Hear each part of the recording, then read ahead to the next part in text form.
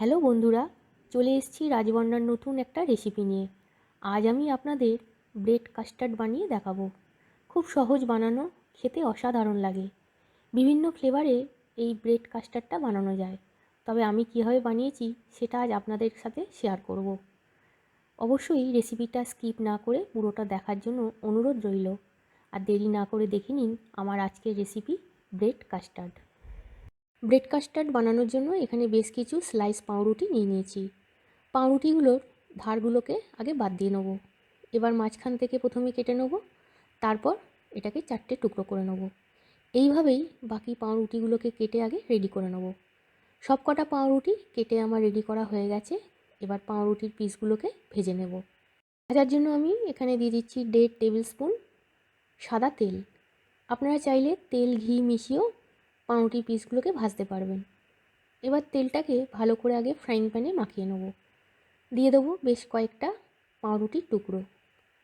পাউরুটির টুকরোগুলোকে উল্টে পাল্টে হালকা গোল্ডেন ব্রাউন করে ভেজে নেব। পাউরুটির টুকরোগুলো গোল্ডেন ব্রাউন করে ভাজা হয়ে গেছে, তুলে এবার রেখে দেবো। কাস্টার্ডটা বানানোর জন্য দিয়ে দেবো 2 কাপ দুধ। এখানে যে কোনো প্যাকেট দুধই দেওয়া যাবে। দুধটাকে ভালো করে আগে একটু জাল দিয়ে নেব। যতক্ষণ দুধটা জাল হচ্ছে তার মধ্যে কাস্টার্ড পাউডারটা গুলে রেডি করে নেব। দিয়ে দেবো 3 teaspoon milk powder, 2 teaspoon custard powder. নিয়ে নিচ্ছি এখানে রুম টেম্পারেচারে 1/3 কাপ দুধ। অল্প অল্প দুধ দিয়ে মিল্ক পাউডার আর কাস্টার্ড পাউডারটাকে ভালো করে গুলে নেব। ভালো করে গোলা হয়ে গেছে, এবার এটাকে এখন রেখে দেব। দুধটা ভালো করে জাল দেওয়া হয়ে গেছে। দিয়ে দেবো এর মধ্যে 3 টেবিল স্পুন চিনি। তবে চিনিটা আপনারা আপনাদের স্বাদ মতো কম বেশি দিতে পারেন। দিয়ে দেবো 1/2 টেবিল চামচ পেস্তা গুঁড়ো। 1/4 টিস্পুন দিয়ে দেবো ছোটো এলাচের গুঁড়ো। সব কিছুকে ভালো করে দুধের সাথে মিশিয়ে নেব। দুধটাকে এবার 1 মিনিট সময় ধরে আবার ফুটিয়ে নেব। এবার গোলা কাস্টার্ড পাউডারটা দিয়ে দেবো, তবে একইবারে দেবো না, অল্প অল্প করে দেবো আর নাড়তে থাকবো। পুরো কাস্টার্ড পাউডারটা দেওয়া হয়ে গেছে। গ্যাসের ফ্লেমটা অফ করে দেবো। এই অবস্থায় কাস্টার্ডটাকে 5 মিনিট রেখে দেবো। 5 মিনিট পর এর মধ্যে দিয়ে দেবো রোজ সিরাপ 2 টেবিল চামচ। রোজ সিরাপটা আপনারা যে কোনো কোম্পানির দিতে পারেন। সিরাপটাকে খুব ভালো করে কাস্টার্ডের সঙ্গে মিশিয়ে নেব।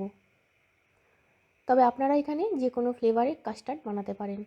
একবার এইভাবে রোজ সিরাপ দিয়ে বানিয়ে দেখবেন, খেতে অসাধারণ হয়।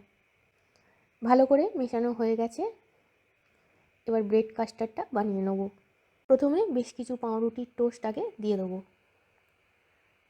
ওপর দিয়ে কাস্টার্ডটা। আবার ওপর দিয়ে বেশ কিছু পাউরুটির টোস্ট দিয়ে দেবো কাস্টার্ডটা। এইভাবে আরও একটা লেয়ার আমি বানিয়ে নেব। এবার দিয়ে দেবো আমুল কুচি, দিয়ে দেবো পেস্তা কুচি, আর দিয়ে দেবো অল্প করে শুকনো গোলাপের পাপড়ি। এটা অপশনাল, এটা আপনাদের না থাকলে নাও দিতে পারেন। তৈরি হয়ে গেল ব্রেড কাস্টার্ড। এবার এই ব্রেড কাস্টার্ডটাকে 15 মিনিট এখন রেখে দেবো, যতক্ষণ না ঠান্ডা হচ্ছে। 15 মিনিট পর ফিরে এলাম। ব্রেড কাস্টার্ডটা ঠান্ডা হয়ে গেছে। এই সময় কিন্তু কাস্টার্ডটাকে ফ্রিজের নর্মাল টেম্পারেচারে 30 মিনিট রেখে তারপর সার্ভ করতে হবে। ব্রেডটা খুব সুন্দর সফট হয়ে গেছে, দেখতেও ভালো হয়েছে, খেতেও অসাধারণ হয়েছে। তাই রেসিপিটা যদি আপনাদের ভালো লেগে থাকে তাহলে অবশ্যই বানাবেন। কেমন লাগলো কমেন্ট লিখে জানাবেন। আজকের মতো ভিডিওটা এখানে শেষ করছি। আবার আসবো নতুন রেসিপি নিয়ে। ততক্ষণের জন্য ভালো থাকবেন। Tata, bye bye.